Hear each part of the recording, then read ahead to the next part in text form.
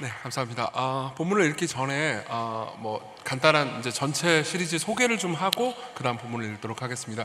아마 여러분들이 수련회 모든 집회를 다 참석하신다면 여러분들은 저를 6번 보게 될 겁니다. 6번으로 봐야 돼요. 지겹죠? 그렇지만 그러니까 6번의 메시지에는 일종의 통일성을 가지려고 합니다. 물론 본문은 좀 다르고요. 여러 가지 이야기들을 하긴 하겠지만은 그러니까 전체의 목표가 하나 있습니다. 저는 여러 가지 이야기를 던질 거예요. 여러 가지 이야기를 던질 건데 그 여러 가지 이야기를 던질 때에 그러니까 되게 급진적이고 도전적인 메시지도 던질 겁니다. 그러니까 하나님께 순종하라는 이야기를 할 거예요. 그렇지만 제 주된 목표는 그러니까 하나님께 순종하고 그분께 절대적으로 예배하는 삶을 살아야 할 때 우리가 예배하고 순종해야 되는 그 대상 하나님이 어떤 분인지 그리고 얼마나 선하고 아름다운 분인지를 설명하는데 주로 목적을 두고 여러분들과 말씀을 나눌 것 같습니다. 좀 더 설명을 해보죠. 저는 박지원 전사님의 팬입니다. 어디 계시죠? 어디 있을 것 같은데? 개인적으로는 몰라요. 그냥 팬이라고요. 예. 저 한석규 유튜브 켜면 이렇게 박지원 선생님 오 나왔다 그러면서 이제 듣고 그러거든요. 목소리가 제 취향 이런 얘기는 너무 디테일인가요? 그래서 이제 사실 한석교에서 이제 강사 초청이 왔을 때 되게 좋았어요. 와 박지원 선생님 볼 수 있어 이러면서 저기 앉아가지고 막 이러면서 보고 있었죠. 보고 있는데 그러니까 사실 제가 늘 놀라는 지점 중에 하나는 그러니까 찬양을 하시면서 율동도 같이 하잖아요. 그렇잖아요. 그래서 아까 뛰어다니시는데 좋았습니다. 좋았는데 여러분 보신 분 계신지 모르겠는데 저 이런 거 자꾸 봐가지고 죄송해요. 근데 이렇게 뛰시다가 잠깐 삐끗하셨어요. 본 사람 있죠, 솔직히. 예. 근데 약간 이미지가 좋잖아요. 이미지가 좋으니까 삐끗해서 귀여워 이런 생각이 드는 거예요. 너무 팬심을 나타냈나요? 저를 미워하셔도 괜찮아요. 전 상관없어요. 그러니까 이 얘기를 왜 하는지를 얘기해 드릴게요. 우리가 누군가에 대해서 그 이미지가 좋잖아요. 그러면 이미지가 좋으면은 사실은 그 어떤 행동이든 예뻐 보이기 마련입니다. 그리고 그 사람이 그 대상이 나한테 뭘 말해도 되게 좋게 느껴지기 마련이죠. 사실 여기에는 일종의 순종의 비밀이 숨어 있습니다. 그러니까 무슨 말인지 얘기해 드릴게요. 똑같은 명령이라 하더라도 그 명령이 누구로부터 왔느냐 그리고 그 누구를 여러분들이 어떻게 생각하느냐에 따라서 그 명령이 다르게 들릴 겁니다. 예컨대 여기 계신 분들 중에서 연인이 있는 분들 한번 상상해 보십시오. 연인이 없는 분들은 그래도 희망 회로를 돌려서 상상해 보십시오. 그러니까 내 남자친구 혹은 여자친구가 있습니다. 그리고 남자친구 혹은 여자친구가 여러분들에게 말을 합니다. 내 손을 잡아줘. 그럼 어떻겠습니까? 잡겠습니까? 안 잡겠습니까? 잡죠. 맞아요. 좋아요. 잡을 겁니다. 여러분 덥석 잡을 겁니다. 근데 여러분들한테 칼을 든 연쇄살인마가 나타나가지고 내 손을 잡아줘. 그러면 어떻게 할까요? 안 잡죠. 똑같은 내 손을 잡아줘라는 명령이라 하더라도 여러분들은 그 상대방이 어떤 존재인지에 따라서 그 명령을 기쁘게 생각하기도 하고요. 그리고 그 명령을 듣고 무서워하고 두려워하기도 합니다. 그렇죠? 물론 우리가 하나님을 칼을 든 연쇄살인마로 생각하지는 않습니다. 그렇죠? 하지만 그러니까 사랑하는 내 애인이라고 생각하지도 않는 경우가 많습니다.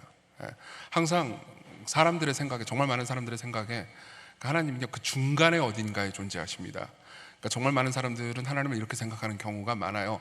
저 위에서 내가 하고 싶은 것을 못하게 하고 내가 하기 싫은 것만 하게 하는 어노잉한 파파 할아버지 같은 느낌인 거죠. 그러면 우리가 하나님께 순종할 때 굉장히 많은 문제가 생깁니다. 실제로 우리가 하나님의 급진적인 명령에 순종하는 삶을 살아가려면 그리고 그분께 예배하는 삶을 살아가려면 그분이 아름다운 분이라는 것 그리고 그분이 굉장히 사랑스러운 분이라는 것을 우리가 경험으로 알아야 합니다. 그리고 여러분들이 그런 경험을 많이 누릴수록 여러분들이 그분을 사랑할수록 여러분들은 그분께 순종하게 될 겁니다. 그래서 제 목표는요 그러니까 이 6번의 메시지 전체를 통해서 그러니까 하나님이 얼마나 아름다운 분인지 그리고 그분이 여러분들을 얼마나 사랑하는지를 제시하는 겁니다. 어떨 때는 그러니까 아주 지적으로 제시하려고 노력할 겁니다. 그리고 어떨 때는 감정적으로 제시하려고 노력할 겁니다. 여러분들이 이 말씀 전체를 통해서 그러니까 개인적으로 하나님을 그렇게 만났으면 좋겠습니다. 그리고 대다수의 이야기는 여러분들이 이미 아는 것일 수도 있습니다. 처음 듣는 이야기가 있을 수도 있습니다. 근데 그 모든 것 가운데서 여러분들이 하나님을 만나고 그리고 그분의 사랑을 경험한다면은 그러니까 하나님께 순종하는 삶, 그분을 예배하는 삶이 새롭게 시작될 거라고 저는 확신합니다. 자, 이렇게 서론을 좀 이야기하고요, 본문을 읽도록 하죠. 누가복음 15장입니다. 누가복음 15장 1절부터 10절입니다. 누가복음 15장 1절부터 10절입니다. 저는 읽어드리는 걸 좋아하거든요. 여러분들이 제가 읽어드리는 말씀을 잘 들으시면 좋을 것 같습니다. 누가복음 15장 1절부터 10절입니다. 하나님의 말씀을 들으십시오. 모든 세리와 죄인들이 말씀을 들으러 가까이 나오니 바리새인과 서기관들이 수군거려 이르되 이 사람이 죄인을 영접하고 음식을 같이 먹는다 하더라. 예수께서 그들에게 이 비유로 이르시되 너희 중에 어떤 사람이 양 100마리가 있는데 그 중에 하나를 잃으면 99마리를 들에 두고 그 잃은 것을 찾아내기까지 찾아다니지 아니하겠느냐. 또 찾아낸즉 즐거워 어깨에 메고 집에 와서 그 벗과 이웃을 불러 모으고 말하되 나와 함께 즐기자. 나의 잃은 양을 찾아내어노라 하리라. 내가 너에게 이르노니 이와 같이 죄인 한 사람이 회개하면 하늘에서는 회개할 것 없는 의인 99으로 말미암아 기뻐하는 것보다 더하리라. 어떤 여자가 10 드라크마가 있는데 하나를 잃으면 등불을 켜고 집을 쓸며 찾아내기까지 부지런히 찾지 아니하겠느냐. 또 찾아낸즉 벗과 이웃을 불러 모으고 말하되 나와 함께 즐기자. 잃은 드라크마를 찾아내었노라 하리라. 우리 10절은 같이 한번 읽어볼까요? 시작. 내가 너에게 이르노니 이와 같이 죄인 한 사람이 회개하면 하나님의 사자들 앞에 기쁨이 되느니라. 아멘.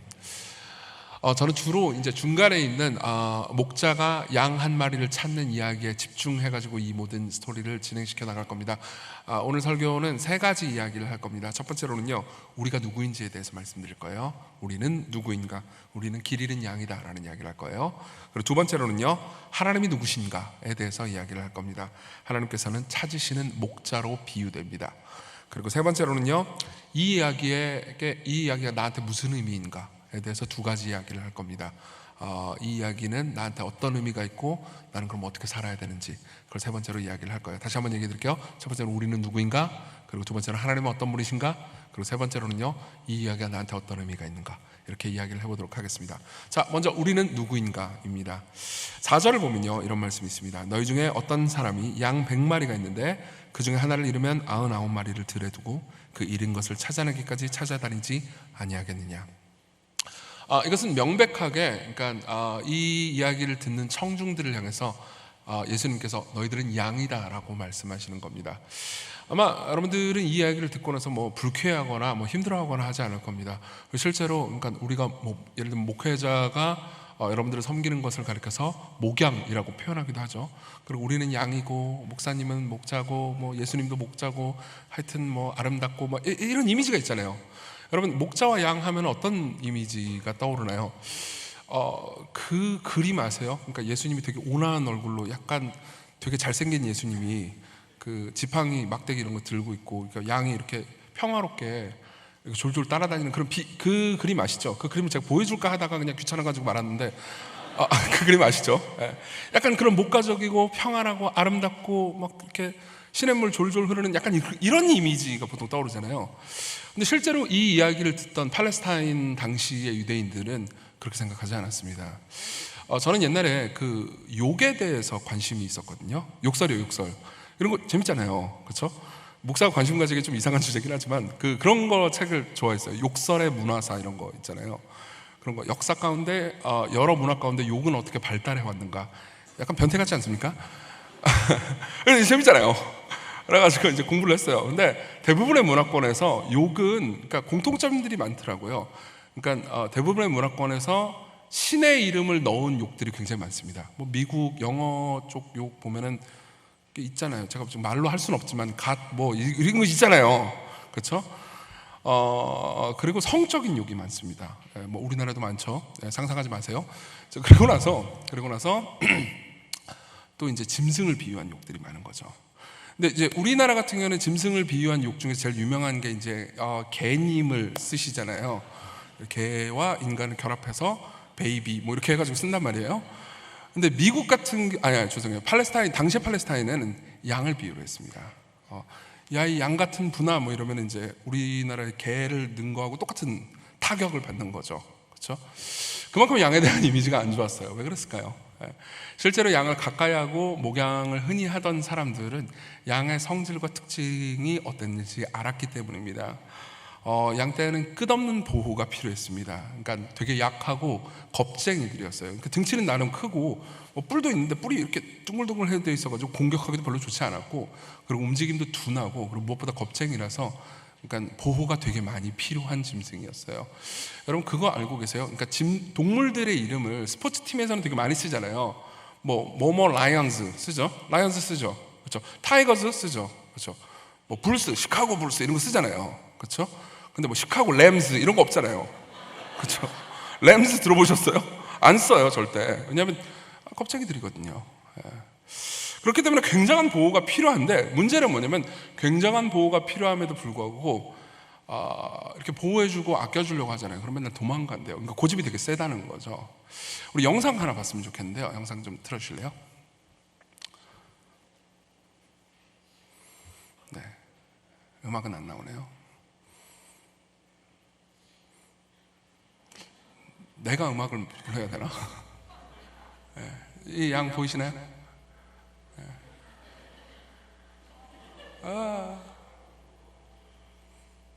네. 이 길 잃은 양이에요, 얘가.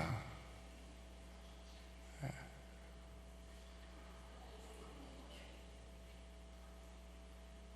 멈췄네?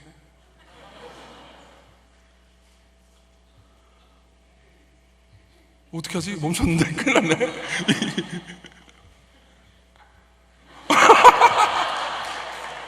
자, 물론 저도 길 잃은 양입니다. 네. 저도 길 잃은 양인데 어떻게 수습해야 되지 이거? 미치겠다. 네. 그냥 정리해드릴게요. 말로 정리해드릴게요. 그 끔찍한 몰골 보셨죠? 이제 호주의 그 동물 보호소에서 이제 잡아온 거예요. 이게 이제 원래 그 목장에 있다가 도망친 거예요. 왜 도망쳤냐면은, 그러니까 이제 목자가 털을 깎으려고 그러니까 털 깎기 싫어가지고 도망친 거예요.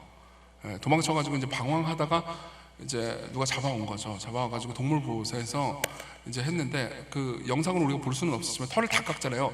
완전히 빼빼 마른 앙상한 애가 나와요. 이거 되게 불쌍합니다. 양이 목자의 돌봄을 받지 못하면 굉장히 비참하게 되는 거죠. 그리고 그러니까 그런 의미에서 당시의 양의 그 특성들을 알고 있던 팔레스타인 사람들 입장에서는, 그러니까 예수님께서 그들을 향해서 그들이 양이다라고 이야기를 할 때는 이제 꽤나 공격적으로 느꼈을 겁니다. 그런데다가 양은 방향 감각이 없어요. 그래가지고 길을 굉장히 쉽게 잃어버렸습니다. 그러니까 멀리 보지 못하고, 그리고 지독한 근시였고요. 그렇기 때문에 항상 그러니까 누군가 방향을 정해주고 따라와라라고 했어야 됐죠. 그러니까 목자의 돌봄과 인도가 절실히 필요했습니다. 아까도 말씀드렸듯이 고집이 되게 세기 때문에 목자가 인도하는 대로 잘 따르지 않았죠. 그리고 이것은 그러니까 우리가 길을 잃어버린다라는 것, 우리는 되게 쉽게 길을 잃어버리는 양과 같다라고 예수님께서 우리에게 가르쳐 주시는 거죠. 실제로 양들은 그러니까 아까도 말씀드렸듯이 지독한 근시이기 때문에, 그러니까 먹을 것이 저기 보이잖아요. 그럼 그것이 절벽이라 하더라도 떨어지기 되게 위험한 것이라 하더라도 그냥 걸어가는 경향이 있다고 합니다. 그렇기 때문에 보호해주는 누군가가 정말 필요한 거죠. 여러분들은 어떠십니까? 여러분들은 그러니까 나라는 존재가 그렇게 돌봄과 보호가 절실히 필요한, 때로는 아니 아주 자주 길을 잃어버리는 존재라고 스스로가 생각을 하시는지 모르겠습니다. 그런 것도 같습니다. 저는 이제 그 젊은 분들을 많이 만나죠. 저희 교회도 이제 젊은 분들이 많습니다. 그리고 종종 이제 대학생들을 만날 때는 대학생들이랑 대화를 하다 보면은 이제 대학생들은 나름의 포부와 야망 같은 것들이 있을 때가 있습니다. 그래서 이제 대답을 하면서 질문 같은 것들을 많이 하죠. 그러면서 이제 뭘 하고 싶냐, 앞으로 어떻게 살고 싶냐, 이런 것들을 제가 물어볼 때가 있습니다. 그러면은 되게 많은 대학생들이 그런 얘기를 해요. 돈을 벌고 싶다고 말합니다. 그럼 돈을 벌면 뭐 할 거냐라고 물어봅니다. 사실 그 다음 질문에 대해서는 대답을 생각해 본 적이 없는 것 같아요. 그러니까 돈을 벌면 여러분들 뭐 하겠어요? 돈 벌면 뭐 할 것 같아요? 맛있는 거 사 먹겠죠. 오마카세 사 먹겠죠 뭐. 그리고 또 뭐 할까요? 좀 더 생기면은 집 사겠죠. 그리고 좋은 차 사고요. 그래서 저는 계속해서 물어봅니다. 그 다음 뭐 할 겁니까? 그 다음 뭐 할 겁니까? 그 다음 뭐 할 겁니까? 그리고 대다수는요 이렇게 대답합니다. 모르겠는데요. 잘 모르겠어요. 그냥 안정이 필요한 거지 실제로 돈을 많이 벌어서 제가 뭘 해야 될지는 모르겠습니다. 자 보세요. 이게 길을 잃은 게 아니면 뭘까요? 사실은 우리는 그러니까 열심히 살아야 된다라는 생각은 하고 그리고 더 많은 자원을 우리가 가지고 있으면 참 좋겠다라는 생각은 하지만 그 이상 너머를 생각하지는 잘 못하는 경우가 많습니다. 자 그리고 또 여기 계신 분들 중에서 어떤 분들은 아니야 나는 궁극적인 삶의 목표가 어느 정도는 있어. 나는 더 잘 살 거야. 나는 의미 있고 가치 있는 일을 할 거야 라고 생각하는 분들이 분명히 계실 겁니다. 나는 단순히 돈 같은 그 하찮은 거를 위해서 내 삶을 투자할 마음은 없어. 나는 이 세상이 좀 더 나아지는데 혹은 내 주변 사람들이 고통에서 벗어나는데 내 삶을 더 많이 들 거야. 나는 사랑하는 사람이 될 거야. 나는 돈보다 가족이 더 중요해. 가족의 행복을 추구할 거야. 그렇죠? 조금 더 숭고한 목표가 있는 겁니다. 그리고 이런 사람들은요 보통 그러니까 자기를 길 잃은 사람이라고 생각하지는 않죠. 그리고 정말 많은 사람들이 이런 사람들을 볼 때 저 사람은 길 잃은 사람이야 이렇게 얘기하지도 않을 겁니다. 뭔가 더 강한 목표를 가진 사람들은요. 그리고 이 중에서는 굉장히 큰 야망을 가지고 있는 분들도 있을 겁니다. 나는 회사를 만들 거야. 나는 사업을 시작할 거야. 그런 분들도 계시겠죠. 이미 시작한 분들도 계시겠죠.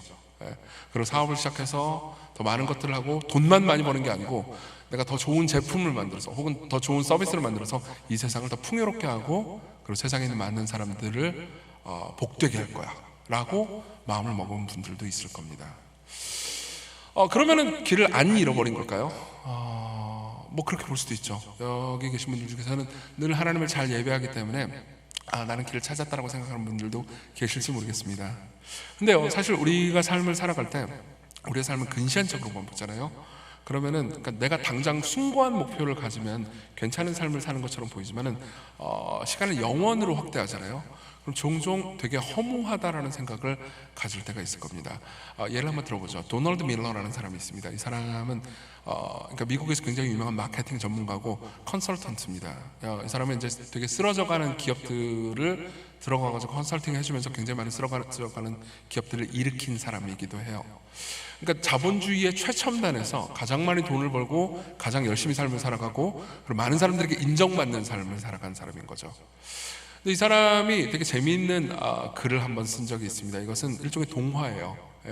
이건 자기 자신을 빗대어서 쓴 동화인데요. 이 동화를 읽어보면 사실 우리 모두가 그러니까 우리가 인생을 어떻게 살아야 하는지 어디를 향해서 살아야 되는지 좀 고민하게 만듭니다. 제가 그 동화의 일부를 읽어드리겠습니다. 들어보세요. 옛날에 도널드라는 토끼가 있었다. 도널드 토끼는 아침마다 카페에 갔다. 본인이 도널드거든요. 도널드 밀러거든요. 그러니까 자기를 빗댄 캐릭터인 거예요. 도널드 토끼는 아침마다 카페에 갔다. 어느 날 아침 도널드 토끼는 카페에서 섹시한 당근을 보았다.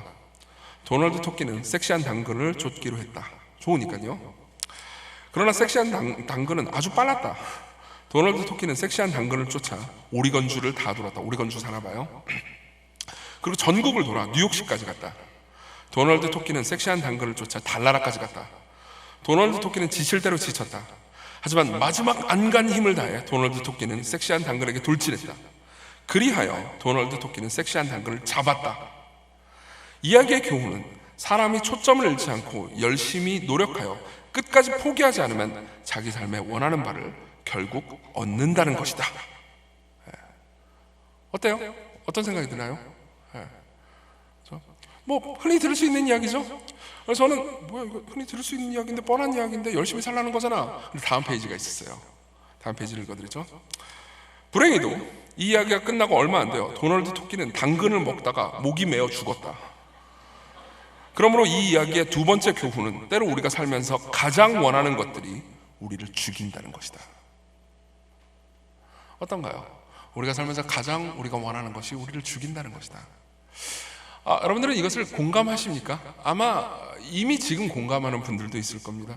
예컨대 그러니까 여러분들 중에서 이런 분들이 있을 겁니다. 연애를 정말 간절히 원하다가 연애를 시작하신 분들도 있을 겁니다. 최근에 연애 시작하는 분들 계신가요? 저희 교회도 좀 몇 명 있는데 뭐 일단 얼굴이 밝아요. 그런 분들은 정말 정말 간절히 남자친구 혹은 여자친구를 원하다가 드디어 이제 내가 짝사랑하는 내가 좋게 생각하는 그 사람이 나한테 예스라고 말했어요. 그럼 기분이 정말 좋죠. 예. 이제 내 삶은 의미 있고 가치 있고 그리고 굉장히 보람된 것 같습니다. 근데 사귀다 보잖아요. 그럼 항상 온도가 안 맞는다는 걸 느껴요. 온도가 안 맞는다는 걸 느낍니다. 이게 무슨 말입니까? 그러니까 이런 거예요. 나는 그 사람이 너무 좋습니다. 그리고 사귀다 보니까 이제 난 결혼하고 싶어졌어요. 그래가지고 이제 결혼에 대해서 슬 떠봐요. 근데 대답이 항상 내 온도하고 똑같지가 않죠. 예. 그리고 물어봅니다.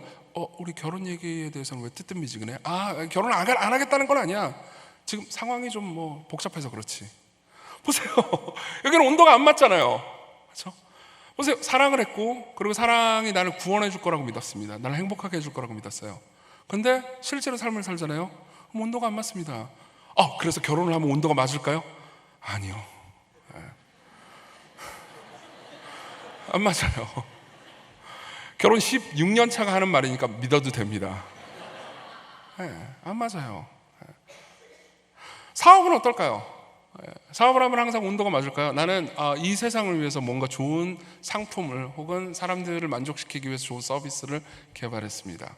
그래서 사람들한테 서비스예요. 근데 시장의 상황은요, 항상 내 열정과 온도가 안 맞죠. 그리고 사람들이 생각하는 것과 내가 생각하는 것은 늘 맞지가 않습니다. 심지어 내가 성공했다 하더라도 그 온도는 늘 맞을 수가 없어요. 심지어 목회를 하는 것도 똑같습니다. 목회를 할 때는요, 항상 이런 게 있어요. 목회를 하는 사람은 결국은 자기 자신이 숭고한 일을 한다는 것을 알고 있습니다. 보통 그러니까 돈을 많이 벌고 싶어서 목회를 한다 이런 사람은 없어요. 불가능하기도 하고요. 그래서 목회를 하잖아요. 그러면 사람들을 섬기고 그리고 내 삶을 들여가지고 주님을 섬기고 교회를 아름답게 세우고 이게 목표란 말이에요. 근데 항상 내가 원하는 만큼의 열정을 사람들도 똑같이 가지고 있지는 않습니다.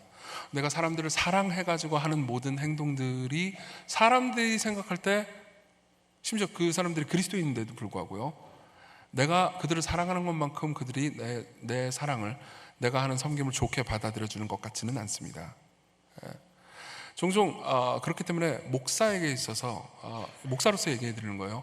목사에게 있어서 목사를 죽이는 제일 위험한 일은요, 목회입니다. 목회예요. 여러분 그걸 알고 계십니까? 목사로서 얘기해 드리는 거예요. 목사도요, 종종 목회를 너무 열심히 하느라 기도를 거의 안 할 수도 있습니다. 예배 인도를 너무 빡세게 하느라 예배자로 서지 않을 수도 있습니다. 끔찍한 일 아닙니까? 그리고 항상 그걸 위해서 그렇게 생각해보세요. 목회를 되게 열심히 하고 설교 준비도 엄청 열심히 하고 예배를 정말 잘 인도하기 위해서 노력하는 사람이 실제로 하나님과의 관계가 없으면요, 목회를, 자신의 삶을 채워주는 일종의 구원의 수단으로 여깁니다. 그럼 항상 알게 돼요. 목회를 통해서 내가 얻을 수 있는 기쁨 혹은 목양을 하는 대상들이 느끼는 그 열정과 온도는요, 내가 느끼는 열정과 온도가 다릅니다. 항상 여기에는 절망적인 부조화가 있죠. 목회가 아닌 다른 좋은 일들을 하는 사람들도 마찬가지입니다. 사실 사람들은 그러니까 소위 숭고하고 좋은 일들을 하잖아요. 그러면은 그래도 내 삶이 의미 있고 가치 있는 일이다 라고 생각하면서 그러니까 삶을 만족스럽게 살 수 있다고 오해하곤 합니다. 근데 저는 정말 많은 그러니까 사회복지사들이라든가 혹은 사회에서 중요한 일들을 하는 사람들 혹은 희생적인 일을 하는 사람들이 일종의 절망을 겪는 걸 많이 봤습니다. 예컨대 이런 거죠. 의사분들을 한번 생각해 보죠. 의사분들이 아는 사람들 중에 많은 사람들은 의사하면 돈 잘 벌고 좋지 않나 이렇게 생각할 수 있지만 의사도 종류가 다 다릅니다. 여기도 의사분들이 계신지 모르겠는데요. 그러니까 의사들 중에서는 소위 바이탈이라고 불리는 과에 종사하시는 분들이 있습니다. 내외산소라고 하죠. 내과외과, 산부인과, 소아과. 이쪽은 그러니까 돈도 많이 못 벌고, 그러니까 의사치고요. 돈도 많이 못 벌고 굉장히 위험합니다. 근데 이제 제가 의사 선생님들한테 이렇게 우리 교회 이제 의사들이 많이 있거든요. 그 친구들한테 제가 들었던 얘기예요. 그러니까 처음에는 그러니까 내외산소 쪽이 바이탈이니까 사람들을 살리는 쪽이 일이잖아요. 그러니까 약간 그런 바이탈 뽕이라는 게 있대요. 바이탈 뽕이 뭐냐면은 내가 예를 들면은 이제 의대를 마치고 레지던트를 하면서 막 이런저런 수련을 받는 수련 되게 힘들단 말이에요. 그리고 굉장히 오랫동안 뭐 4년 뭐 심하게는 5년 이렇게 수련을 받으면서 막 이렇게 되게 막 죽어가는 사람들이 온단 말이에요. 대학병원에서 일하면 막 죽기 직전에 사람들이 오는 거죠. 근데 자기가 가지고 있는 지식과 열정과 사랑을 총동원해가지고 뭐 어떤 약을 주거나 어떤 치료를 하거나 수술을 해요. 근데 그 사람이 살아나잖아요. 그렇죠. 죽은 사람이 살아난단 말이에요. 그럼 그때 바이탈 뽕이 찬대요. 그래가지고 나는 사람을 살렸어. 피부과는 할 수 없는 일이지. 약간 이런 거죠. 그럼 굉장히 가치가 있는데 항상 여기서 온도가 안 맞는 것을 경험합니다. 그러니까 이런 거죠. 바이탈과에 있으면 누군가가 죽는 걸 계속 보게 될 겁니다. 어쩔 수 없는 일이죠. 죽기 직전에 사람들이 오니까요. 그러고 나서 그 사람을 끝까지 내가 힘을 다해서 섬겼어요. 근데 그 사람이 결국 죽었습니다. 근데 종종 이런 일을 경험할 때가 있습니다. 그 죽은 유족들이 화를 내면서 나한테 따지고 심지어는 소송까지 거는 거죠. 그럼 그때 생각하는 거죠. 나는 뭘 위해서 이 모든 것들을 했던 거지? 나는 내가 인정받기 위해서, 혹은 내가 가치 있다라는 것을 확인하기 위해서, 그래도 나는 의미 있고 세상에 쓰임받는 존재가 되기 위해서 이 모든 좋은 일들을 했는데 왜 이 모든 세상은 나한테 보답이 없지? 왜 내 모든 사랑은 낭비되는 것 같지? 내 모든 열정은 왜 그대로 받는 것 같게 느껴지지 않지? 이렇게 생각하는 거죠. 그리고 생각합니다. 여러분들 중에서도 분명히 그런 분들이 있을 겁니다. 사랑하는 것은 그렇게 소용이 없어. 여기 계신 분들 중에서 혹시 냉담해진 분들은 안 계십니까? 한때 신앙적으로도 사람들을 사랑하고 교회를 사랑하고 많은 것들에 희생하고 자신의 시간과 돈을 많이 쓴 사람들이 있을 겁니다. 그리고 시간이 지나고 온도가 안 맞는다는 걸 느끼죠. 그리고 노력했는데도 불구하고, 그러니까 내가 원했던 그 사랑, 그 만족은 없는 것처럼 느껴질 때가 있습니다. 그리고 생각하는 거죠. 사랑해봤자 소용없다고. 그리고 냉담해지기를 선택합니다. 자, 그래서 냉담해져서 행복해졌나요? 안락해지기는 했겠죠. 그렇지만 여러분, 안락해지는 게 꼭 행복해지는 건 아닙니다. 안락해지면요, 지루해집니다. 자꾸 안락의 선택을 하잖아요. 이렇게 하는 게 더 편할 거야, 이렇게 하는 게 내가 덜 희생할 거야 라고 선택하잖아요. 그럼 항상 내 삶이 의미 있고 가치 있게 느껴지지 않습니다. 왜냐하면 모든 의미 있고 가치 있는 일은 위험하거든요. 안 그래요? 그래서 의미 있고 가치 있는 일에 자신을 쏟잖아요. 그럼 항상 온도가 안 맞습니다. 난 어떻게 살아야 되는 걸까요? 난 어디서 내 가치와 의미를 찾아야 되는 걸까요? 난 어디에 열정을 써야 하는 걸까요? 그 지점에서 우리는요, 길을 잃어버립니다. 그리고 기독교인이 아닌 사람들은 늘 이렇게 길을 잃어버렸다는 느낌을 지울 수 없을 겁니다. 그리고 때로는요, 저를 포함해서요, 기독교인들조차 내가 길을 잃었다는 생각이 듭니다. 자주 사랑해봤자 소용없어와 안락을 선택했더니 지루해를 반복하는 거죠. 이게 우리의 상태일 겁니다. 자, 그러면 이런 우리의 상태를 하나님께서는 어떻게 대하시는 걸까요? 두 번째로 넘어가겠습니다. 하나님은 누구십니까? 4절을 다시 보면요, 4절을 그래도 다시 한번 읽어보겠습니다. 우리 같이 읽어볼까요? 4절입니다. 시작. 너희 중에 어떤 사람이 양 100마리가 있는데 그 중에 하나를 잃으면 99마리를 들에 두고 그 잃은 것을 찾아내기까지 찾아다니지 아니하겠느냐. 자, 처음 이 이야기를 들었던 유대인들은요, 그러니까 일종의 충격을 받았을 겁니다. 그 충격은 세 가지로 드러나는데요. 그러니까 엄청난 충격이었을 거예요. 왜냐하면 분명히 여기서 예수님께서 하시는 말씀은요, 하나님을, 그리고 더 나아가서는 예수님 스스로가 목자라고 얘기하는 거거든요. 예수께서는 여러 군데에서 자기 자신이 하나님이라고 주장하고 다니셨습니다. 만약 여기 계신 분들 중에서 혹시나 예수 그리스도가 하나님이 아니고 그냥 인간일 뿐이라고 생각하는 분들이 계시다면요, 그것은 성경에서 예수님이 스스로에 대해서 말하는 거하고는 다르게 생각하시는 겁니다. 정말 많은 사람들이 이렇게 생각하는 경우가 많습니다. 그분은 4대 성인같이 훌륭한 인간 아닌가? 이렇게 생각하는 경우가 많아요. 근데 그것은 그렇게 정직한 태도가 아닙니다. 왜냐하면 예수님께서는요, 스스로를 아주 자주 신이라고 주장하셨어요. 그리고 그러니까 생각해보세요. 어떤 사람이 신이라고, 제가 여러분들 앞에서 나는 신입니다, 나에게 경배하세요. 그럼 여러분들 어떻게 하겠어요? 저는 넷플릭스에 나와야 되죠. 나는 신이다. 그렇죠? 이단이에요. 여러분들 다 나가셔야 돼요. 그렇죠? 아니면 진짜 신이겠죠. 미치광이 아니면 신입니다. 그렇죠? 여러분들이 예수 그리스도를 대하는 가장 올바르고 정직한 대응은요, 그분을 미치광이라도 해야든지 넷플릭스에 나와야 되는, 아니면요 진짜 하나님이라고 생각하고 무릎을 꿇고 경배하든지 둘 중에 하나밖에 없어요. 예수께서는 엄청나게 자비로운 분이고 그리고 신적인 능력을 행하신 분이신 동시에 스스로 여러 번 자기 자신을 신이라고 말씀하셨습니다. 그러니까 나는 착한 일을 많이 하는 인류의 스승이다 이렇게 말씀하신 적이 없어요. 그분은 자기 자신이 절대적인 하나님이라고 말씀하셨습니다. 그리고 성부 하나님의 영원한 아들이라고 주장하셨죠. 자, 그럼 제자들 입장에서는 그분의 주장이 맞다면요, 예수 그리스도 그분이 스스로 하신 말씀이 맞다면요, 세 가지 측면에서 이 모든 이야기는 굉장히 충격적입니다. 뭐냐면은 신이 목자가 돼서 사람들을 찾으러 왔다는 거거든요. 이게 첫 번째 충격이었을 거예요. 신이 목자가 돼서 사람들을 찾으러 온 겁니다. 보세요, 목자는요 그렇게 존경받는 직업이 아니었어요. 사실 그때 당시 사회에서 굉장히 하찮은 직업이었단 말이에요. 그리고 신은 엄청나게 위대한 존재입니다. 여러분 구약성경을 잘 보십시오. 구약성경에 보면요 하나님에 대해서 사람들이 어떻게 대했는지를 보십시오. 하나님께서 등장하실 때 사람들은 두려워 떨었습니다. 유대인들은요 경외라는 감정을 되게 중요하게 생각했어요. 하나님을 함부로 대하지 않았습니다. 우리 아까 찬양할 때 막 하나님 사랑하시고 하나님께서 우리를 아가야 이렇게 부르시고 그 가사 되게 좋더라고요. 그걸요 만일 좋았어요. 모든 게 좋은데 그걸 만일 유대인들이 그때 당시 팔레스타인 유대인들이 우리가 방금 찬양하고 노는다고 말하면 안 되죠. 노는 거죠 뭐. 주님 안에서 찬양하고 뛰노는 걸 보잖아요. 그럼 미친 사람들이라고 했을 거예요. 어찌 감히 저 위대한 하나님에게. 실제로요 이사야가 하나님 앞에 섰을 때요 이사야는 이렇게 말했습니다. 이사야 6장 5절 그때 내가 말하되 화로다 나여 망하게 되었도다. 나는 입술이 부정한 사람이요 나는 입술이 부정한 백성 중에 거주하면서 만군의 여호와이신 왕을 배웠음이로다 하였더라. 이사야는 뭐라고 말합니까? 하나님을 보자마자 하나님이 야 이 입술이 부정한 놈아 이렇게 말씀하신 적이 없어요. 하나님을 보자마자 스스로 말합니다. 화로다 나여 망하게 되었도다. 나는 입술이 부정한 자요. 왜 입술이 부정하다고 말했을까요? 이사야는 선지자였기 때문입니다. 궁중 선지자였어요. 그리고 선지자는 주로 뭘로 일하죠? 말로 일합니다. 그리고 당연히 말로 죄를 제일 많이 짓죠. 저도 목사잖아요. 제일 많이 하는 일은 뭘까요? 말하는 겁니다.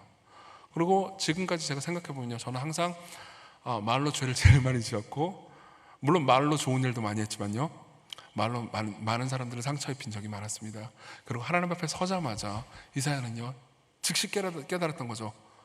저 순결하고 아름다운 분을 볼 때 나는 죄인이구나 라고 생각했던 겁니다.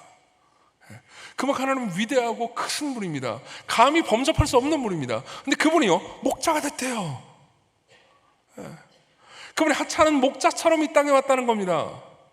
지금 우리는요 예수님이 목자고 뒤에서 양 따라다니고 이 이미지에 너무 익숙해져가지고 이게 얼마나 충격적인 이미지인지 잘 모르지만요 그때 당시 유대인들 입장에서는 대단히 충격적인 사건이었을 겁니다. 하나님이 사람이 됐다.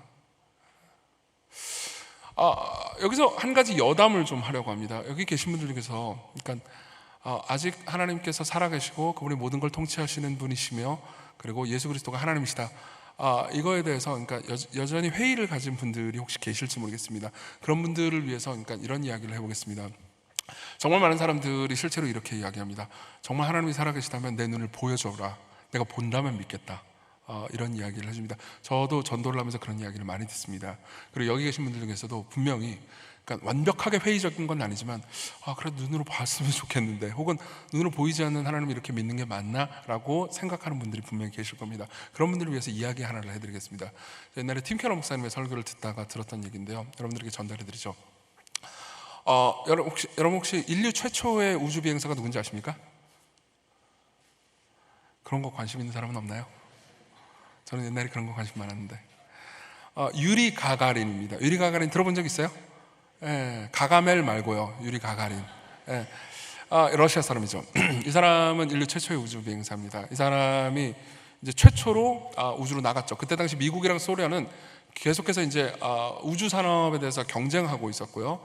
소련이 먼저 나갔습니다. 그리고 유리 가가린은 그러니까 대기권 바깥으로 나간 최초의 인간이 되었죠. 근데 당연히 이 사람은 이제 소련 사람이었고요. 그리고 소련의 공식적인 신조가 무신론이었기 때문에 이 사람은 무신론자였습니다. 그리고 이제 우주로 나간 거예요. 나가서 보니까 신이 없는 거죠. 그래서 이렇게 얘기했습니다. 내가 우주로 나가봤는데 거기 신이 없었다. 따라서 신이 없다. 이렇게 이야기를 했습니다. 어떻게 느껴지시나요? 이 논리가 여러분들 설득이 되시나요? 내가 우주로 나갔는데 신이 없었고 따라서 신이 없다. 예. 약간 이상하잖아요. 그래가지고 당시에 서방의 많은 국가의 사람들이 그러니까 되게 비웃었습니다. 심지어 그러니까 서방 국가 중에서 무신론자들도 비웃었습니다. 그딴 논리가 어딨냐 이렇게 얘기를 하면서요. 근데 C.S. 루이스는 그때 당시에 동시대 사람이었습니다. C.S. 루이스를 혹시 아시는지 모르겠네요. 여러분들이 순전한 기독교라는 책을 안 읽어보셨다면 꼭 한번 읽어보시길 바랍니다. C.S. 루이스는 실학자라기보다는 당시에 옥스퍼드의 영문학자였습니다. 그리고 경건한 그리스도인이었죠. C.S. 루이스는 그 모든 이제 그 소련 사람들의 이야기를 듣고 나서요, 되게 재미있는 칼럼을 하나 씁니다. Seeing Eyes라는 제목의 칼럼이에요. 보는 눈이라고 우리나라말로 번역도 됐습니다.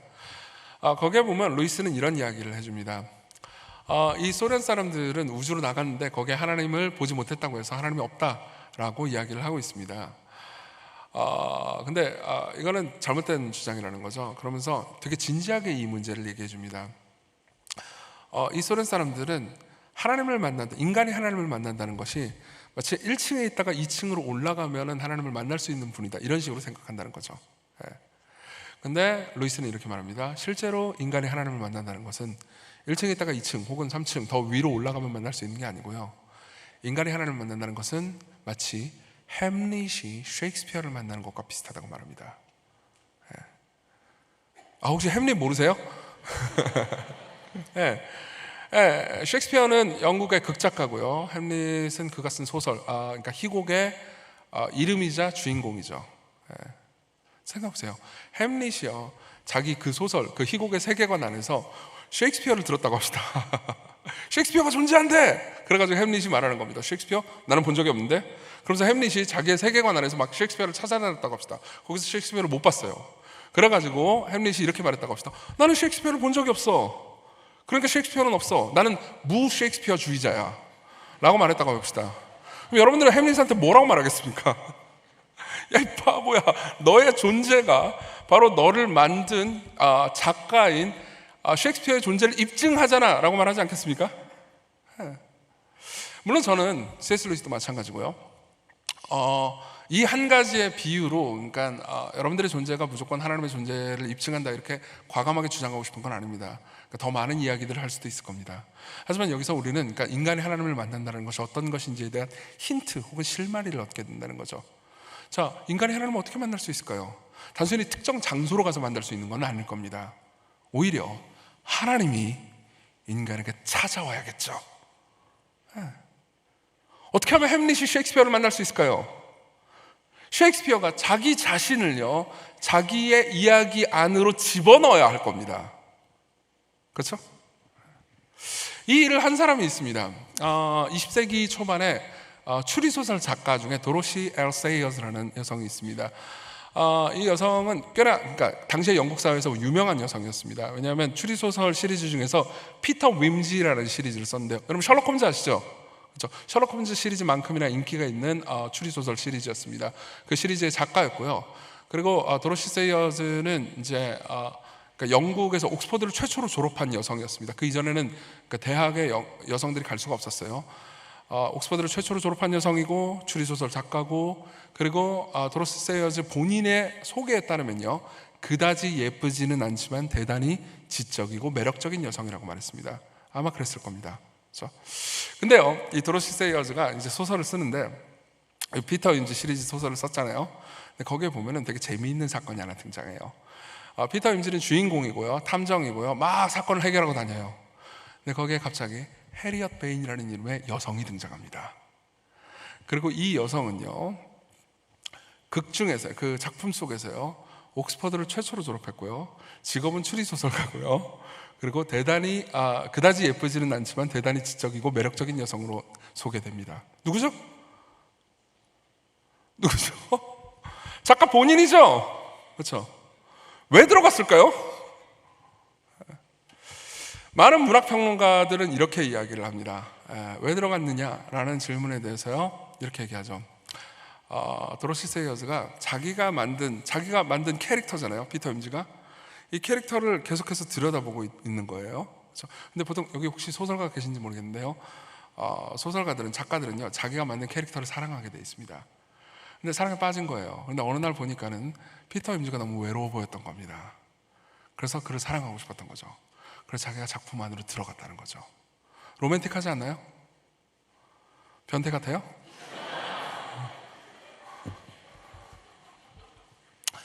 우리 교회 청년들은 변태 같다고 했어요. 네.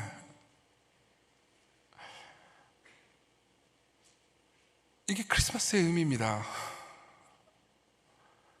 이게 크리스마스의 의미예요. 하나님이 사람이 됐다는 것, 신이 양들을 찾아서 목자가 됐다는 것, 그들의 세계 안으로 들어갔다는 것, 온 우주를 만든 전능한 신이 아기가 됐다는 것. 아니, 아기 이전에 마리아의 뱃속에 있을 때를 한번 상상해 보세요. 처음에 잉태됐을 때 어땠을까요? 그러면 세포로 계셨습니다. 세포요. 그리고 세포가 점점 자랍니다. 아기가 돼요. 완전히 무력한 존재죠. 울 수밖에 없는 존재입니다. 그때 말을 할 수 있는 존재가 아니에요. 그리고 그토록 연약하고 그토록 작은 존재가요, 인간의 삶을 똑같이 삽니다. 여러분들은요, 고통당할 때, 여러분들이 정말 고통당할 때요, 하나님이 과연 나의 고통을 아십니까? 라고 물을 필요가 없습니다. 왜 그럴까요? 우리가 믿는 하나님은요, 고통을 경험한 분이거든요. 그렇죠?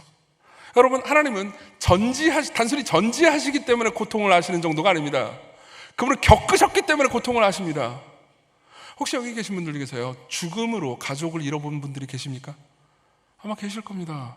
내가 사랑하는 가족이 죽어서 헤어진 분들이 있을 거예요. 하나님께서는 여러분들의 마음을, 여러분들의 심정을 이해하실 수 있을까요? 당연히 이해하실 수 있죠. 예수 그리스도는 십자가에서 죽음으로 아버지를 잃으셨습니다. 그러면 여러분들의 고통을요, 단순히 지적으로 아는 정도가 아니고 경험하셨기 때문에 아십니다. 자, 그리고 예수께서 자기 자신이 목자고 양을 찾으러 왔다고 주장하시는 것은 이토록 놀라운 일이었어요. 어떻게 그 위대하고 아름다운 신이, 마땅히 경외해야 될 그 신이 어떻게 이토록 초라한 목자가 된 걸까요? 어떻게 우리를 찾으러 오신 걸까요? 게다가 그들이 놀랬던 거는요, 또 다른 지점이 있었습니다. 이 목자가 희생했다는 거죠. 보세요. 여기 본문을 보면요, 99마리 양을 들에 두고요, 한 마리 양을 찾아서 떠났다고 말합니다. 케라스 베일리라는 학자가 있습니다. 이 사람은 이 누가복음 15장에 대한 굉장히 좋은 주석을 썼습니다. 그리고 베일리는 이렇게 얘기해 줍니다. 그때 당시에 100마리 정도의 양을 가진 목자라면요, 꽤나 부유했을 거라고요. 그리고 광야로 한 마리가 나갔다. 그것은 굉장한 재산의 손실이긴 했지만, 그럼에도 불구하고 그 한 마리를 찾기 위해서 광야로 나가는 수고를 목자가 감당하지는 않았을 거라고 말합니다. 왜냐하면 광야는 위험하거든요. 거기에는 들짐승들이 있습니다. 잘못 나가면 길을 잃을 수도 있습니다. 길을 잃으면요, 목말라 죽을 수도 있습니다. 광야로 혼자 나가고, 그것도 99마리를 들에 두고 나간다는 건요, 꽤나 위험한 일이었죠. 근데 여기 이 목자는 어떻게 하죠? 희생합니다. 희생합니다. 자, 이게 이 한 마리 양에 대해서 뭐라고 말해줍니까? 이 목자는요, 이 한 마리 양을 굉장히 소중하게 여깁니다. 그리고 여러분들은요, 여러분들이 잃어버린 것을 얼마나 소중하게 여기느냐에 따라서 그것을 찾을지 말지를 결정하고요, 그리고 그것을 찾기 위해서 얼마나 큰 위험을 감수할지를 결정합니다. 예를 한번 들어볼까요? 여러분들 길거리 지나가다가요, 100원짜리 동전을 떨어뜨렸는데 그게 하수구에 빠졌다고 합시다. 죽겠습니까? 안 죽겠습니까? 주스세요? 아니면 제가 너무 타락한 목사라서 안 주스려고 하는 걸까요? 저는 귀찮아서 안 줍습니다. 뭐야, 제 손 붙었네 그러면서 그냥 걸어가겠죠. 하지만 여러분들이 한 1,000만 원짜리 혹은 1억짜리 돈 뭉치를 떨어뜨렸다면요, 그럼 어떻게 하겠습니까? 그 하수구에 떨어졌어요. 그러면 당연히 하수구를 뜯겠죠. 못 뜯으면 뭐 어떻게 구청에 전화라도 할 겁니다. 그게 아무리 좁다 하더라도, 상상해보니까 저 같은 뚱뚱한 몸은 못 들어가겠네요. 들어가려고 노력할 겁니다. 그렇죠? 그래가지고 어떻게든 찾으려고 하겠죠. 할머니의 유품이라면 여러분들은 찾으려고 할 겁니다. 그렇죠? 그게 얼마나 소중하느냐에 따라서 얼마인지 위험을 감수할 수 있겠죠. 사랑하는 딸을 잃어버린 아버지가 산에서요, 그냥 내려올 수 있겠습니까? 아니요, 절대 내려올 수 없을 겁니다. 밤을 새더라도 산을 계속해서 수색하면서 사랑하는 딸을 찾기 위해서 노력할 겁니다. 마찬가지예요. 전능한 하나님께서, 모든 걸 통치하고 다스리시는 그 하나님께서 인간을 찾아서 이 땅에 오셨다는 거는요, 하나님께서 인간을 이용하러 오신 것이 아니고 사랑하러 오셨다는 것을 말해줍니다. 많은 사람들이 실제로 하나님께서 자기를 이용하는 것이 아닌가 의심합니다. 종종 하나님께서 순종하라고 하실 때, 하나님께서 자신의 삶과 시간과 때로는 물질까지도 달라고 하실 때 우리는 생각합니다. 종종 교회가 혹은 하나님께서 나를 이용하시는 게 아닌가 생각합니다. 근데요, 성경에 보잖아요. 그러면 하나님께서 여러분들을 이용하지 않는다는 것을 말해주는 증거가 엄청나게 많이 나옵니다. 여러분 한번 상상해 보십시오. 예수께서 십자가에 달리셨습니다. 그리고 그 양옆에 누가 있었죠? 강도가 있었습니다. 강도 중에 하나는 계속해서 예수님을 비난했지만요, 또 한 명은 이렇게 말합니다. 당신의 나라에 임하실 때 나를 기억하소서. 예수님 입장에서는요, 이 강도를 살린다고 그래가지고 이 강도가 예수님께 무슨 득이 될 만한 행동을 할 리가 없습니다. 왜냐하면 좀 있으면 죽을 거거든요. 이 강도를 구원해주면 이 강도가 내려와가지고 십자가에서 으짜 하면서 내려와가지고 나중에 사도 바울처럼 세계 선교를 할까요? 그렇지 않을 겁니다. 그냥 허무하게 죽어버릴 거예요. 근데도 불구하고 예수께서는요, 사실상 이용 가치가 아무것도 없는데도 불구하고 예수께서는 이 강도를 사랑하십니다. 그리고 말씀하시죠. 오늘 내가 나와 함께 낙원에 있으리라. 강도는 심지어 자기가 이 말을 하면 구원받을 것을 기대조차 못했을 겁니다. 실제로 강도가 한 말은 이거였어요. 당신의 나라에 임하실 때 나를 기억하소서. 나를 구원해달라는 게 아니에요. 내가 당신을 믿으면 내가 구원받을 줄을 믿습니다. 이렇게 말한 게 아닙니다. 기억이나 해주십시오. 예수님의 답변은 뭐였죠? 아니, 나는 너를 기억만 하기를 원치 않는다. 오늘 내가 나와 함께 있으리라. 낙원에 있을 것이다.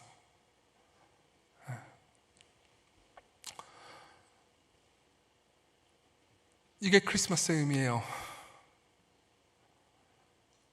하나님께서 양을 찾기 위해서 위험을 감수하셨다는 것. 크리스마스 하면 여러분들이 떠오르는 노래가 있습니까? 혹시 떠오르는 노래 있나요? 뭘 부르시나요? 저는 항상 크리스마스 때 떠오르는 노래가 있습니다. 제가 되게 재미있어 하는 노래예요. 좋아하는 노래는 아닙니다. 되게 재미있게 생각하는 노래예요. 울면 안 돼, 울면 안 돼. 그 다음 뭐죠? 산타 할아버지는 우는 아이에게 선물을 안 주신대. 산타 할아버지는 알고 계신데 누가 착한 애인지 나쁜 애인지 오늘 밤에 다녀가신대. 되게 재밌지 않습니까? 왜 저는 제가 이 노래를 크리스마스 때마다 생각하면서 왜 이 노래를 흥미롭게 생각하냐면요, 여기서 말하는 산타, 참고로 산타는 없습니다. 혹시 산타가 지금도 있다고 생각하시는 분들은 정신 차리세요. 없어요, 산타는. 제가 여러분들의 동심을 파괴했나요?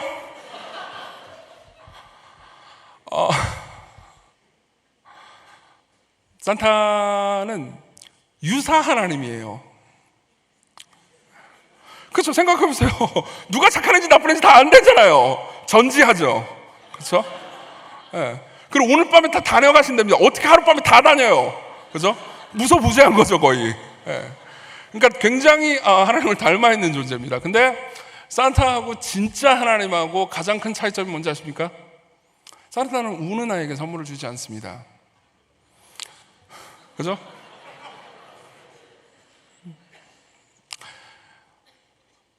그리스도께서는 우는 자를 위해서 오셨어요. 산타는 착한 아이에게만 선물을 주죠. 그분은 죄인들을 위해서 오셨습니다. 아니, 그분 스스로가 죄인처럼 취급받으셨어요. 그분 스스로가 위험으로 빠져들어가셨습니다.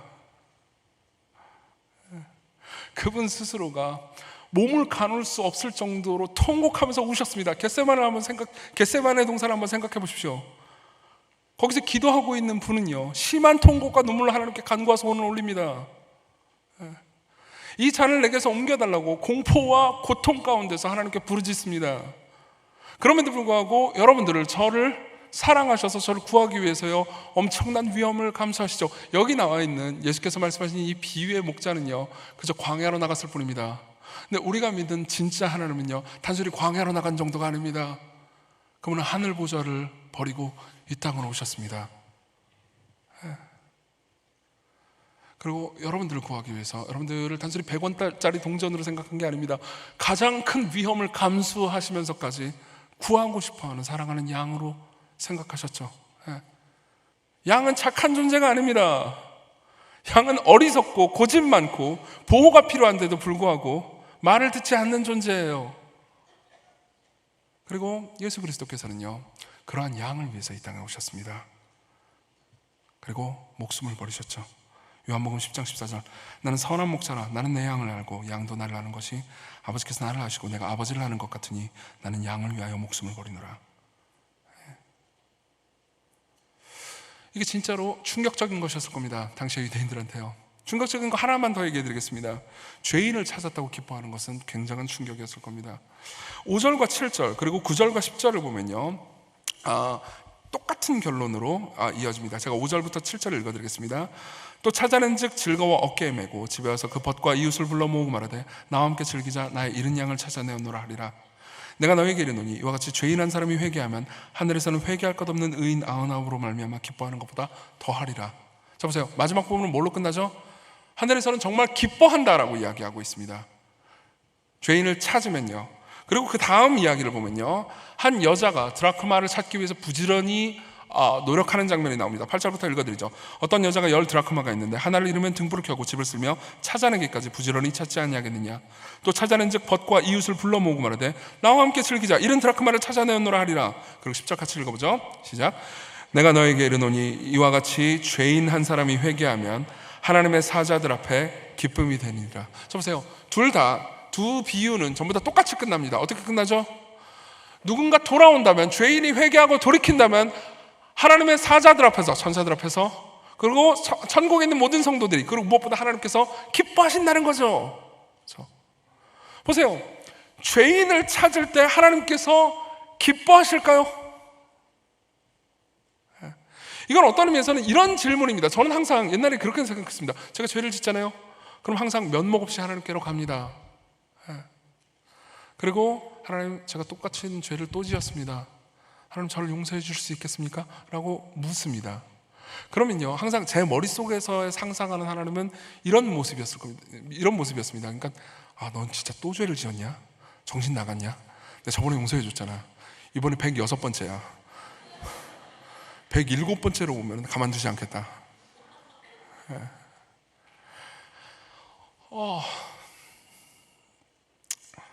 토머스 굿윈이라는 17세기의 목회자가 있습니다. 이분이 쓴 책 중에서요, 마음이라는 제목의 책이 있어요. 우리나라 말로도 번역이 됐습니다. 이 마음이라는 제목의 책인데요, 그 책은 예수님의 마음이 어떤 것인지에 대해서 신학적으로 묵상한 책입니다. 거기에 보면 이런 표현이 있습니다. 들어보세요. 그리스도의 영광과 행복은 그분의 지체들이 그분의 주되심의 효력을 스스로에게 더 많이 적용할 때 더욱 증대되고 커진다. 무슨 말인지 잘 모르겠죠? 계속 읽어볼게요. 그들의 죄가 용서받고 그들의 마음이 거룩해지고 그들의 정신이 위로를 느낄 때 그분은 자신이 수고한 열매를 보고 위안을 느끼신다. 그분은 그것을 통해서 더욱 영광을 받으시고 그들 자신보다 그 일로 인해서 더 큰 기쁨과 즐거움을 얻으신다. 이로 인해 그분의 마음속에서 세상에 있는 자기 지체들을 향한 사랑과 보살핌이 계속 유지되어 매 순간 그들을 품고 싸서 새롭게 하는 일이 일어난다. 저는 이 말을 읽을 때 굉장한 위안을 느꼈습니다. 왜 그럴까요? 내가 용서받을 때 그분이 기뻐하신다니. 내가 죄를 짓고 하나님께로 돌이킬 때, 그리고 내가 용서를 구할 때 나를 용서해 주면서 그분이 더 행복해지신다니. 내 회개가 그분의 행복에 기여하다니. 여러분들이 죄를 지을 때 하나님께서는 슬퍼하시면서 진노하실 겁니다. 근데 여러분들이 죄에서 돌이킬 때요, 하나님께서는 여러분들을 왜 또 왔냐라고 말씀하지 않으십니다. 그분의 행복에 여러분들이 기여할 수 있어요. 어떤 식으로 기여합니까? 돌이킬 때요, 그분께로 나아갈 때. 그만큼 목자는요, 양들을 소중하게 여깁니다. 이건 당시에 유대인들이 생각했던 하나님이 아니었습니다. 예수 그리스도께서 제시한 이 목자로서의 하나님, 목자로서의 자기 자신은요, 당시의 유대인들 입장에서 상상을 초월하는 하나님이었죠. 그리고 제가 여러분들에게 드리고 싶은 말씀도 같습니다. 여러분들은 이 모든 이야기를 들으면서 그분이 사랑이시라는 것을 느낍니까? 여러분들은 이 모든 이야기를 듣고 단순히 지적으로만 받아들였습니까? 아니면 여러분들이 이 모든 이야기가 여러분들의 이야기라고 느끼십니까? 이따가 기도할 때 여러분들이 이렇게 기도했으면 좋겠습니다. 하나님, 이 모든 이야기가 하나님이 이런 분이시라는 사실이, 하나님 이토록 자기 백성들을 아끼고 사랑하신다는 사실이 내 안에 생생하게 느껴지게 하소서. 이 모든 이야기를 내가 단순히 듣고 이해하는 정도가 아니고 체험할 수 있게 해주옵소서. 마지막으로 넘어가겠습니다. 이게 여러분들의 삶에 어떤 의미가 있는지, 즉 이 모든 이야기를 듣고 여러분들은 어떻게 반응해야 되는지를 말씀드리죠. 첫 번째입니다. 여러분들의 가치와 의미, 자존감을 여기서 찾으십시오. 즉 여러분들은 길을 찾을 수 있다는 의미입니다. 여러분들은 길을 찾을 수 있습니다. 보세요. 우리는 보통 이 하나님의 사랑 외에 다른 곳에서 계속해서 사랑을 찾으려고 합니다. 어떤 경우에는 연인을 통해서, 어떤 경우에는 결혼을 통해서, 어떤 경우에는요, 그러니까 커리어나 다른 여러 가지 것들을 통해서 나의 의미와 가치를 찾으려고 합니다. 심지어 저 같은 경우에는 목회를 통해서 찾으려고 할 때도 있죠. 그리고 그럴 때마다 우리는 절망을 느낄 수밖에 없습니다. 왜냐하면 아까 말씀드렸던 것처럼요, 우리가 찾고 갈망하고 원하는 그 모든 대상은요, 결국은 우리를 실망시키거든요. 정말 많은 사람들이 결혼을 요즘은 덜 하는 것 같습니다. 물론 여기 계신 분들 중에서는 너무 결혼하고 싶어 미치겠어 이런 분들도 계시겠지만요, 분명히 여기 계신 분들 중에서는 난 결혼 그런 건 좀 별로야 이렇게 생각하는 분들도 분명히 있을 겁니다. 나는 비혼주의자야 라고 생각하는 분들도 있을 겁니다. 그리고 양쪽 모두는요, 사실 좀 위험한 측면이 있습니다. 나는 결혼하고 싶어 미치겠는데 결혼을 못 해가지고 내 삶이 비참해라고 말하는 사람과요, 그리고 결혼 따윈 필요 없어, 나는 그냥 혼자 살 거야. 물론 이러한 그 라이프 스타일을 제가 정죄하고 싶은 건 아닙니다. 성경은요, 그러니까 여러분들이 꼭 결혼해야 되고 결혼하지 않으면 여러분들의 인생이 망가지고 이르다 이렇게 얘기하지 않아요. 사도 바울을 보십시오. 그는 싱글로 잘 살았습니다. 하나님의 영광을 위해서요. 하지만 그러니까 이렇게 생각을 해볼 필요가 있습니다. 이 양쪽 극단은요, 항상 결혼을 구원으로 생각하기 때문에 이런 선택을 한 것일 수 있습니다. 그렇죠? 내가 결혼하지 못해서 너무 비참해, 난 고통스러워. 왜 이런 생각을 하는 걸까요? 결혼하면 내가 행복해지고 의미 있고 가치 있다고 생각하기 때문 아닐까요? 그런 분들에게 정말 제가 하고 싶은 말은요, 결혼을 해보고 절망해 보시라고 얘기해드리고 싶습니다. 물론 저는 행복한 결혼 생활을 하고 있어요. 제 아내는 정말 저를 사랑해주고 있습니다. 혹시 이걸 보고 있진 않겠지? 제 아내가 더 많이 느꼈을 거예요. 그리고 만약 여러분들이 결혼 따윈 필요 없어 라고 생각했다면요, 혹시 결혼이라는 게 내가 생각하는 것만큼 가성비가 높지 않고 나를 마땅히 더 행복하게 해줘야 되는데 내 주변 사람들 얘기를 들어보니까 결혼이 좀 비참하고 힘든 부분이 많다라는 것을 생각하면서 가성비가 떨어지기 때문에 안 하겠다고 선택한 건 아니겠습니까? 만약 여러분들이 그렇다면요, 여러분들은 그러니까 둘 다 사실 똑같은 겁니다. 어떤 의미에서는 결혼을 구원으로 생각한 거죠. 결혼하고 내가 좋은 사람을 만나면, 괜찮은 사람을 만나면 내 삶이 의미 있고 가치 있고 행복해질 거라고 생각하는 거죠. 아니요, 그렇지 않습니다. 여러분들은 결혼으로 그렇게 될 수 없습니다. 커리어로도 그렇게 될 수 없습니다. 관계로도, 사역으로도, 그 어떤 것으로도 여러분들은 그렇게 될 수 없어요. 왜 그럴까요? 성경의 가르침에 따르면요, 저와 여러분들 모두가 영원한 사랑, 오직 하나님만이 채워줄 수 있는 사랑으로 만족할 수 있는 존재라고 말했기 때문입니다. 성경은 아주 여러 곳에서 예수 그리스도께서 여러분들에게 이렇게 말씀하십니다. 그렇죠? 그분을 따르라고요. 무엇보다도 그분을 더 사랑하라고요. 왜 그럴까요? 우리는 그분에 맞게 지어졌기 때문입니다. 그리고 그분께 전적으로 순종하면서 그분을 따르는 거는요, 여러분들을 의미 있고 가치 있게 만들어줍니다. 자, 보세요. 여러분들이 무엇을 사랑하든요, 예컨대 결혼도 별로고 신앙도 별로고, 그러면 여러분들은 무언가를 사랑하면서 예배하기 시작할 겁니다. 여러분들의 마음과 열정을 다 쏟기 시작할 거예요. 그것이 하찮은 것이든 아니면 대단한 것이든, 누군가를 섬기는 것이라 하더라도 마찬가지고요, 나는 맨날 게임만 할 거야 그래도 마찬가지일 겁니다. 그러면요, 그 모든 것을 막 섬기고 예배하고 삶을 살아가잖아요. 그럼 그 모든 것들이 여러분들의 주인이 되죠. 그러면 그 주인은요, 종종 폭군이 됩니다. 예를 한번 들어보겠습니다. 자, 보면 얘는 스마트폰이죠, 그렇죠? 자, 한번 상상해 보세요. 이 스마트폰을 부시맨이 가졌다고 합시다. 부시맨 아세요? 아프리카에 문명이 없는 사람들 몰라요? 제가 너무 옛날 사람인가요? 자, 보세요. 부시맨을 가졌다고 합시다. 그러면 얘를 쓸 줄은 모를 겁니다. 처음 보는 이것이 무엇에 쓰는 물건인고 이렇게 얘기하고 있습니다. 그래서 이렇게 단단한 거 보니까 이걸로 망치질을 해야겠군 이라고 생각해봤다고 합시다. 예. 얘의 주인이 망치처럼 얘를 쓴다고 해보세요. 그러면서 계속해서 못을 박습니다. 그럼 얘는 어떻게 될까요? 상처를 받겠죠. 예. 그래서 얘가 상처를 너무 많이 받았어요. 그래가지고 너무 슬픕니다. 그리고 말하는 거죠. 내 인생은 나의 것이야. 내 인생의 주인은 나야. 라고 생각하면 얘가 어떻게 될까요? 아무 기능도 못하게 되겠죠. 안 그래요? 예. 여러분들이 관계나 혹은 커리어나 다른 어떤 것에 마음을 쓰잖아요. 그럼 여러분들은 계속해서 상처받을 겁니다. 그리고 여러분들이 거기에 대해서 화가 나가지고 나는 아무 것에도 마음을 주지 않겠어, 냉담해지겠어 라고 말하잖아요. 여러분들은요 외로워집니다. 그리고 기능을 못하게 돼요. 근데 만일요, 잡스는 죽기는 했지만 잡스가 이걸 집었다고 합시다. 예. 잡스가 이거 내가 만든 건데 그러면서 집었습니다. 그래서 되게 더러워지고 상처받았군. 그래가지고 자기 연구실로 갖고 와가지고 얘를 고쳐줬다고 합시다. 예. 그리고 잭을 연결합니다. 그리고 불이 켜지죠. 그리고 막 앱도 깔고 게임도 깔고 그러는 거예요. 카톡도 깔고. 그리고 막 기능을 돌립니다. 그럼 얘는 무슨 생각이 들까요? 헐, 내가 영상을 보는 기능이 있었네? 내 게임을 할 수 있는 기능이 있었네? 보세요. 나는 생각보다, 내가 생각하고 감히 바라거나 상상했던 것보다 훨씬 더 존귀한 존재였군.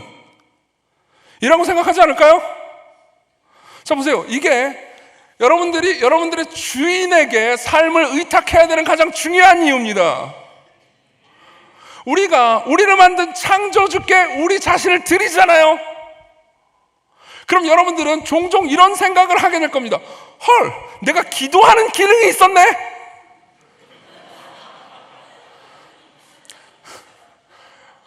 사람들 많이 모여가지고 막 찬양 막 하고 막 그 다음에 분위기에 휩쓸려가지고 막 소리 지르는 거 말고요, 진짜 하나님과 교제하는 기능이 있었네? 나한테 사랑하는 기능이 있었네?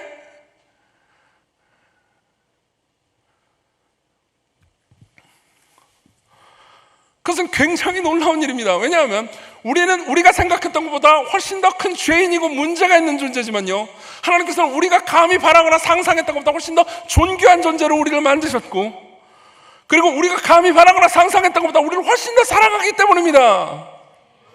여러분, 저는 시광교회 사람들한테, 시광교회 교인들에게 자주 똑같은 질문을 던집니다. 우리 교회 모든 교인들은요, 우리 교회를 몇 달 이상 다녔다면요, 이 질문에 대해서 대답할 수 있어요. 이런 질문을 던집니다. 예수 그리스도께서 십자가 이전에는 가지고 계시지 않다가 십자가 이후에 가지게 된 게 뭐죠? 우리요. 겨우 우리요. 겨우 우리요. 그분은 그토록 우리를 소중하게 여기셨습니다. 우리를 가지기 위해서 십자가를 넘으셨죠. 그리고 우리를 가지시고 우리가 진정으로 기능하게 만드십니다. 우리 모두는 그분의 인도를 따라야만 내가 누구인지 이해하게 됩니다. 우리는 길을 찾게 돼요.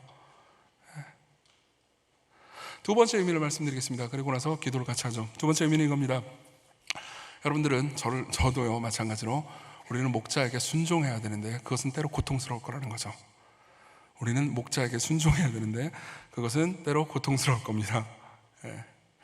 필립 켈러라는 사람이 있습니다. 이 사람은 목사님인데요, 또 동시에 옛날에 목자였습니다. 그러니까 진짜 그 중동 지역에서 양들을 데리고 목양을 했대요.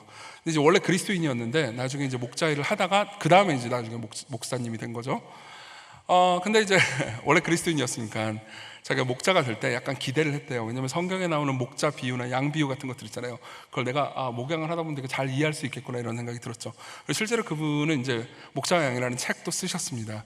굉장히 독특하고 좋은 책이죠. 실제로 시편 23편을 제가 공부할 때 이 책의 도움을 굉장히 많이 받았습니다. 근데 거기 보면 되게 재미있는 스토리가 나와요. 자기가 이제 목양을 하다가 양을 한 마리 잃어버린 거예요. 양을 잃어버리니까 어떤 생각이 들겠어요? 양을 찾아야겠다는 생각이 드는데 좀 귀찮아지더래요. 왜냐하면 양을 찾으러 가는 길은 너무나 멀고 힘들고 고통스럽고 위험한 길이었거든요. 근데 갑자기 이제 99마리 양을 두고 한 마리 양을 찾으러 오신 예수님이 생각이 난 거예요. 그래가지고 그래, 예수님의 사랑을 아는데 양을 찾으러 가야겠다라고 생각을 한 겁니다. 그리고 양을 찾으러 갔대요. 찾으러 가다가 진짜 감사하게도 양을 만난 거죠. 양을 만나가지고 생각을 한 거예요. 와, 이 양이 나를 보면은 그 약간 그런 거 있잖아요. 여러분들이 그 목자가 양을 찾으면 양이 딱 보면은 그 얼싸안고 막 할렐루야 이 분위기 있잖아요. 그 분위기를 상상하면서 간 거예요. 그래가지고 이 양이 나를 반겨주겠지 막 서로 껴안고 라고 상상하면서 가는데 양을 잡으라고 그러니까 도망가더래요. 제가 읽어드리겠습니다. 양은 어리석은 동물입니다. 고양이나 개와는 달리 계속해서 방향을 잃어버립니다. 심지어 잃어버린 양을 찾았을 때도 그 양은 이리저리 날뛰며 집으로 따라오려고 하지 않습니다.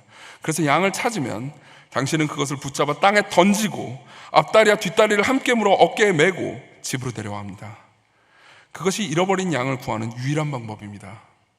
무슨 말입니까? 보세요. 양을 찾잖아요. 그럼 으악! 그러면서 도망가려고 그래요. 무서우니까요. 그럼 어떻게 해야 되죠? 내가 양을 사랑하면 양을 잡아야죠. 네. 그리고 양이 얌전히 잡히겠죠? 그럴 리가. 네. 양은 계속해서 발버둥칩니다. 그럼 어떻게 해야 되죠? 강제로 묶어야 됩니다. 강제로 들쳐매야죠. 그리고 음메 그러면서 지랄을 하는데 폭력적으로 데리고 와야 됩니다. 그렇죠? 네. 양은 목자의 사랑을 받고 있지만 실제로 양은 자기가 폭력을 당하고 있다고 느끼죠. 네. 양은 자기가 가장 안전할 때 자기가 안전하다고 느끼지 않습니다. 양은 자기가 가장 사랑받고 있을 때 자기가 가장 사랑받고 있다고 느끼지 않아요. 주인이 나를 강요한다고 느끼죠. 그렇죠? 그렇지만 주인이 나를 강요하는 그 순간이야말로 양이 가장 사랑받는 순간 아니겠습니까? 주인이 다리를 묶고 들쳐업는 그 순간이야말로 양이 위험하다고 느끼는 바로 그 순간이야말로 양이 가장 안전할 때가 아닐까요? 여러분, 하나님께서 여러분들에게 나를 따르라고 말씀하실 때, 하나님께서 여러분들에게 여러 가지 계명으로 순종하라고 말씀하실 때 우리는 위험을 느낍니다. 내가 그분 뜻대로 살다면 정말 내 삶은 안전할까? 나는 많은 것들을 잃어버리게 되지 않을까? 나는 혹시 관계를 잃어버리게 되지 않을까? 나는 괴로워지게 되지 않을까? 네. 목회자로서 그리고 특별히 여기 계신 분들처럼 젊은 사람들이 많은 교회를 목회하는 사람으로서요, 저는 다양한 사람들, 특히 다양한 그 상황에 처한 분들과 상담을 할 때가 많습니다. 그리고 그분들 정말 많은 사람들이 하나님의 말씀에 순종해야 한다는 것을 알면서도, 그러니까 두렵기 때문에, 겁쟁이이기 때문에, 혹은 위험하다고 느끼기 때문에 불순종하는 경우가 되게 많습니다. 예. 어떤 분이 계셨고요. 그분은 그러니까 본인이 입으로 예수 그리스도를 삶의 주인과 구주라고 믿는 신자였습니다. 그리고 교회도 오랫동안 다닌 사람이었어요. 그 사람의 신앙은 별로 어려움이 없어 보였습니다. 그 사람은 근데 누군가를 사귀고 있었고요, 연애를 하고 있었고 계속해서 성관계를 맺고 있었습니다. 그리고 성경의 여러 명령들과 그리고 성경의 가르침들을 통해서요, 그러니까 결혼 바깥의 성이 잘못됐고 하나님께서 원하시지 않는 거라는 것을 그분은 알고 있었어요.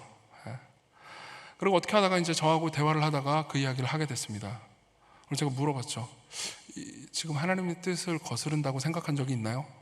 그러니까 이렇게 얘기하더라고요. 늘 생각하죠. 근데 왜 거절하지 못하죠? 두려워서요. 왜죠?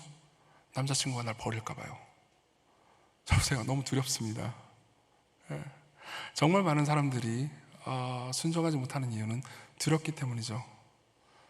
내가 순종을 선택하면 난 버림받을 것 같습니다. 내가 순종을 선택하면 내가 위험할 것 같습니다. 내가 하나님 뜻대로 살기로 결심하면요, 나는 빈털터리가 될 것 같습니다. 근데 하나님께서는 나에게 순종하라고 하세요. 그럼 난 뭘 느끼죠? 난 위험하다고 느끼고 하나님께서는 날 사랑하지 않는다고 느낍니다. 그렇지만 그 명령을 하신 분이 여러분들을 위해서 가장 위험한 순간을 견디신 분이라는 것을 기억하십시오. 여러분들에게 나를 따르라고 말씀하신 분이, 여러분들에게 돈과 커리어와 사람을 우상 숭배하지 말고 내 앞에서 순결하라고 말씀하시는 그분이요, 여러분들을 위해서 목숨을 버린 분이라는 것을 기억하십시오. 그 사랑을 알게 해달라고 구하세요. 여러분들은 단순히 위협을 당하거나 지옥으로 여러분들을 막 두렵게 만든다고 그래가지고 순종할 수 있는 존재가 아닙니다. 여러분들은 그것보다 훨씬 더 존엄한 존재로 지음받았어요. 그분은 여러분들을 사랑하십니다. 그리고 사랑으로 여러분들을 인도하십니다. 그리고 말씀하세요. 내 명령을 지키는 것이 너한테 위험해 보이지만 지금 너는 가장 안전하단다. 내 명령을 따르는 것이 내가 너를 괴롭히는 것처럼 느껴지지만 너는 지금 가장 사랑받고 있는 중이란다. 그리스도께로 오십시오. 그분이 여러분들을 찾고 부르시고 때로는 여러분들을 고통스럽게 하시지만 그 고통 가운데서 여러분들을 구하시는 하나님이십니다. 그리고 그 안에서 안식하세요. 우리 같이 잠깐 기도합시다. 기도할 때 우리 마음을 주님께 드립시다.